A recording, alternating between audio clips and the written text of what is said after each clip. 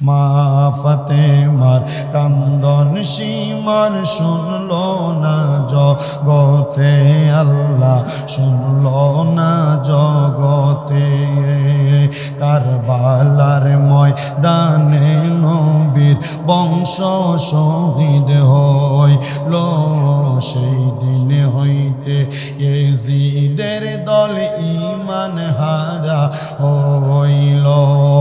নবীর প্রাণ হুসাইনের গলায়, নবীর প্রাণ হুসাইনের গলায় শিমর ছুরি চালাইল। মা ফাতেমার কান্দন শিমর শুনল না জগতে, আল্লাহ শুনল না জগতে। পানি পানি করে শহীদ হইল যেই দিন কারবালায়, নিষ্ঠুর বেদিন হামলা চালাই নবী বংশের কাফেলায়। এমন নিষ্ঠুরের কাজ, এমন নিষ্ঠুরের কাজ দেখি নাই আর চোখেতে। মা ফাতেমার কান্দন শিমর শুনল না জগতে, আল্লাহ শুনল না জগতে। কান্দে মা ফাতেমা, কান্দে মা ফাতেমা হোসেন হারা শোকেতে। মা ফাতেমার কান্দন শিমর শুনল না জগতে, আল্লাহ শুনল না জগতে। যখন শিমর চালাই ছুরি হুসাইনের গলায়, মা ফাতেমার বুকটা তখন দুঃখে ভরে যায়। তখন ব্যথার আগুন জ্বলে, তখন ব্যথার আগুন জ্বলে মা ফাতেমার বুকেতে। মা ফাতেমার কান্দন শিমর শুনল না জগতে, আল্লাহ শুনল না জগতে। নবী বলেন রক্তের বদলা নিব পরপারে, উম্মত গণরে করব যে পার ময়দান হাসরে। বলে মাসুদ হাসান এমন প্রেমিক দেখি নাই এই জগতে। মা ফাতেমার কান্দন শিমর শুনল না জগতে, আল্লাহ শুনল না জগতে। কান্দে মা ফাতেমা, কান্দে মা ফাতেমা হোসেন হারা শোকেতে। মা ফাতেমার কান্দন শিমর শুনল না জগতে, আল্লাহ শুনল না জগতে। আল্লাহুম্মা সাল্লি আলা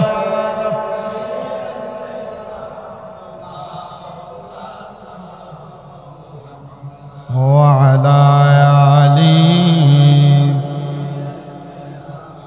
مولانا لا إله لا ذكر لا إله لا لا لا لا إله لا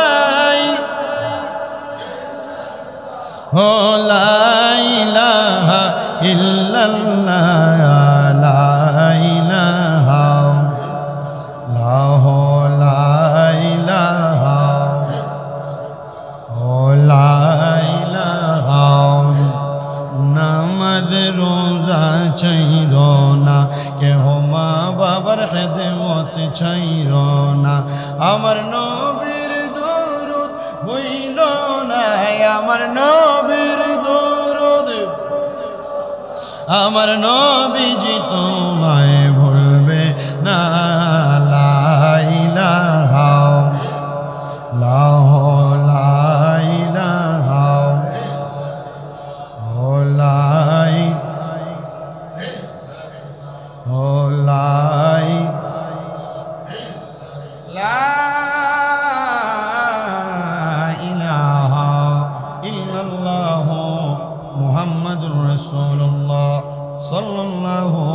আলাইহি ওয়াসাল্লাম। সবাই পড়ি সাল্লাল্লাহু আলাইহি ওয়াসাল্লাম।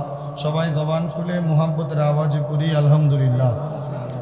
মুআজ্জিজ সদরে মুহতারাম, দিগার দিনদার ইমানদার মুত্তাকিন মুসলিমিনে কেরাম, দৌলতপুর জামে মসজিদে আগন্তক মুসল্লিরা, আজকে পবিত্র মুহররম মাস আশুরার দ্বিতীয় জুমা। মহান আল্লাহ জাল্লা শানুহু আমাদেরকে আজকের জুমার নামাজে আসার বসার তৌফিক দান করেছেন। সেই মহান আল্লাহ তাআলার দরবারে শুকর গুজার করে মুহাব্বতের আওয়াজে করি আলহামদুলিল্লাহ। উপস্থিত হাজিরিন, যেহেতু আশুরার দিন, মুহররমের 10 তারিখ আজকেই চলতেছে, মহান আহলে বাইতে রসুল এই দিনে শাহাদাত বরণ করেছে। এই দিনের শাহাদাত বরণের পাশাপাশি নবীর পরিবার, নবীর বংশ আমাদেরকে একটা জিনিস শিক্ষা দিয়ে গেছেন, কারবালার ময়দানে শাহাদাত বরণ করে নিজের জীবন দেওয়া যাবে, কিন্তু ঈমান দেওয়া যাবে না। তো এই আহলে বাইতে রসুলের ভালোবাসা আমাদের অন্তরে আছে, নবীর পরিবারের ভালোবাসা আমাদের অন্তরে আছে। অন্তরে আসি বিদায় আমরা সদা সর্বদা নবী পরিবার, আহলে বাইত, পাক পাঞ্জাতন আলাইহিমুস সালাম, এদেরকে মোহাব্বত করি, ভালোবাসি, এদের ভালোবাসার বহিঃপ্রকাশ ঘটাই। কিন্তু সে আহলে বায়াতকে ভালো না বেশে, আহলে বায়াতকে যারা হত্যা করেছে, আহলে বায়াতকে যারা শহীদ করেছে, তাদের পক্ষে সিকুলি গায়, তাদের পক্ষে কথা বলে একটা শ্রেণীর মানুষ আছে, যারা মাথায় টুপি, দাড়ি, পাঞ্জাবি, পাগড়ি সব লাগায়া এরা ডাইরেক্ট বলে কারবালার ময়দানে ইমাম হুসাইন শাহাদাত বরণ করছে, আর ইমাম হুসাইনকে যারা শহীদ করেছে সেই ইয়াজিদের নাকি কোনো দোষী ছিল না। যে শিমর ইমাম হুসাইনে পাক আলী মাকামের গলা মুবারকে ছুরি চালাইছে, যে ইয়াজিদ তার মদতদাতা ছিল, সেই ইয়াজিদের নামের শেষে বলে রহমতুল্লাহ আলাই। যে ইয়াজিদকে তারা হাফেজে কোরআন দাবি করে, যে ইয়াজিদকে তারা দাবি করে যে কারবালার ময়দানে ইমাম আলী মাকামের শাহাদাতের পেছনে যদিও তার হাত থাকে, কিন্তু তারা কাফের বলা যাবে না। এটা ডাইরেক্ট প্রমাণ। আপনারা যারা ইউটিউব, সোশ্যাল মিডিয়া, ফেসবুকে শায়েখ আহমদুল্লাহ নামে চিনেন, একবারে বড় হুজুর, লম্বা চূড়া হুজুর, খুব লম্বা চূড়া হুজুর দাবি করে ইয়াজিদরে সে কাফের বলতে চায় না, ফাসেক বলতে চায়। আমার কথা হচ্ছে, নবীর নাতির গলা মুবারকে ছুরি চালায় তারা নবীর করে যে আঘাত দিছে, তারা কাফের বলতে যার দ্বিধাদ্বন্দ্ব, সে আস্তা কাফের। কথা ঠিক আছে? আজকের আলোচনার সাবজেক্ট, মূল ধারাবাহিকতা, নবীর বংশের সাথে যারা বেঈমানি করেছে, অথবা নবী পরিবারের সাথে যারা বেঈমানি করেছে, বিদ্বেষ প্রকাশ করে, পূর্বে যারা করেছে, বর্তমান যারা করে, ভবিষ্যতে যারা করবে, তাদের অশুভ পরিণাম।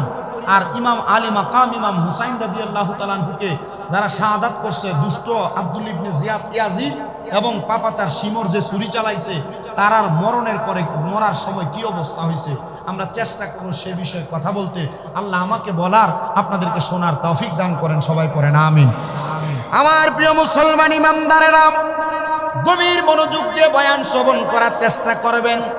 নবী পরিবারের প্রতি বিদ্বেষ করা, কারবালার ময়দানে যারা শাহাদাত বরণ করেছে তাদের প্রতি বিদ্বেষ করা, অথবা তাদেরকে যারা শাহাদাত করেছে তাদেরকে কাফের বলা যাবে না, এমন মন্তব্য যারা করে, তাদের অবস্থা কোরআনে কি বলে একটু শোনেন।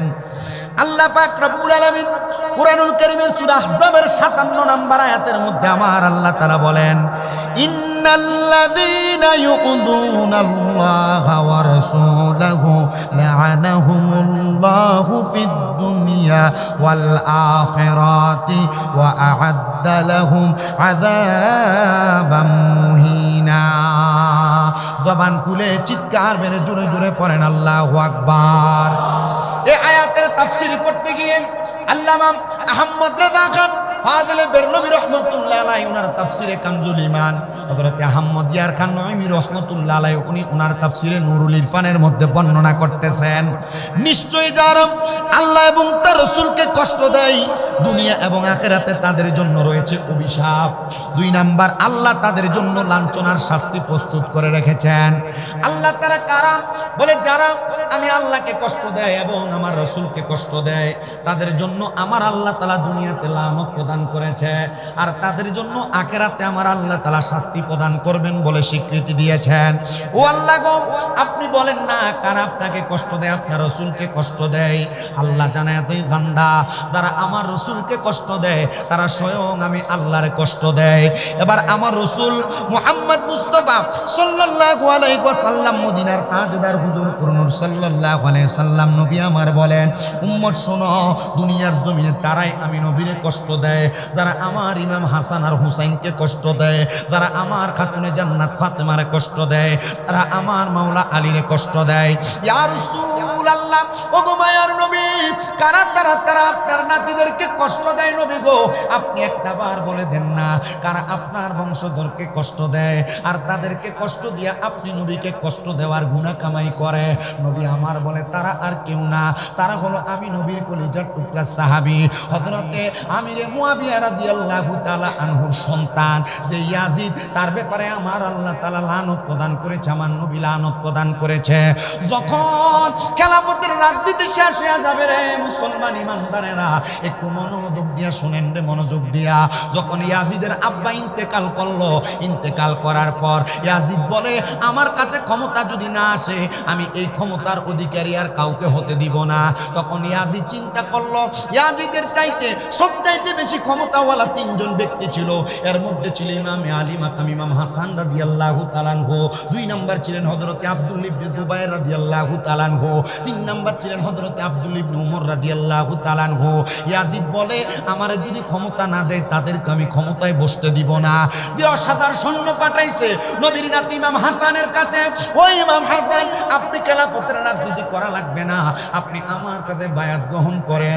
আচ্ছা বলেন বায়াত গ্রহণ করবে যার হাতে, তারে যদি বলে আমার হাতে বায়াত গ্রহণ করেন, এটা তো বেমানান বেমানান বেমানান। নবীর নাতি ইমাম হাসান বলে না, মানবো না। তুমি যদি এখানে খেলাফতের রাজনীতি কায়েম করতে চাও, তোমার বদৌলতে আব্দুল ইবনে জুবাইরকে বসানো হবে, আব্দুল ইবনে ওমরকে বসানো হবে, তবে তুমি ইয়াজিদকে এই আসনে বসানো হবে না। কারণ কি? কারণ হাদিস প্রমাণ করে ইয়াজিদের 2টা বদ খাসিয়ত ছিল। 1 নম্বর খাসিয়ত ছিল ইয়াজিদ ছিল নেশাখোর, 2 নম্বর খাসিয়ত ছিল ইয়াজিদ ছিল একজন নারী লোভী মানুষ। যদি ক্ষমতার আসনে বসে, আসনের বসার আগে এলাকার নতুন নতুন সুন্দরী মহিলাদেরকে আইনা ওই ইয়াজিদ তাদের সঙ্গে পাপাচার করত। যে নবীর নাতিকে হত্যা করার জন্য, শহীদ করার জন্য অনুমতি দিছে, যে সিমর লোকটা, ওই সিমরটা নেশা করে করে আই কুফানগরী রাস্তায় রাস্তায় পড়ে থাকতো, খেজুর গাছের তলায় তলায়। কিন্তু না না না, ওই নবীর নাতিদের সাথে দুশ্মনী যারা করছে তারা স্বয়ং নবীর সাথে দুশ্মনী করেছে। আর আল্লাহ কয় যারা নবীর সাথে দুশ্মনী করব গো, তারা যেন স্বয়ং আমি আল্লাহর সাথে দুশ্মনী করে। আর যারা আমি আল্লাহর সাথে দুশ্মনী করে, লানা আমুল্লাহু ফিদ দুনিয়া ওয়াল আখিরা, তাদের জন্য দুনিয়া এবং আখিরাতের মধ্যে লানত। নবী গো আপনি নবী একবার বলেন না তো তাদের অবস্থা কেমন, তারা কেমন করে দুনিয়া পরিচালনা করছে? বলে করতে পারে নাই। তারা নবীর নাতি ইমাম হুসাইনকে হত্যা করার চেষ্টা করেছে, ইমাম হাসানকে হত্যা করার চেষ্টা করেছে। ইমাম হাসান রাদিয়াল্লাহু তাআলা আনহু যখন ইয়াজিদ হত্যা করার চেষ্টা করে, একবার 2 বার না 6 বার বিষ পান করাইয়া দিছে। কিন্তু ইমাম হাসান দুনিয়ার জমিনে শাহাদাত বরণ করে নাই। ইমাম হাসানকে বারবার প্রশ্ন করা হয়, গো ইমাম হাসান আপনার ইয়াজিদের দলেরা, ওই প্রেজিয়াদের দলেরা এতবার বিষ পান করাইলো কেন, আপনি শাহাদাত বরণ করেন নাই? ইমাম হাসান ডাক দিয়া কয়, জগৎবাসী আমি ইমাম হাসান কেমনে বিশুক্রিয়ায় শাহাদাত বরণ করব গো? আমি ইমাম হাসানের ঠোঁট মুবারকের মধ্যে আমার নানা মুহাম্মাদুর রাসূলুল্লাহ দিনে রাইতে সবসময় চুমা খাইতো, যেই ঠোঁটের মধ্যে মুহাম্মাদুর রাসূলুল্লাহর ঠোঁট মুবারক লাগছে, এই ঠোঁটের মধ্যে বিষ পড়লে মধু হইয়া যায়। জোরে বলেন সুবহানাল্লাহ।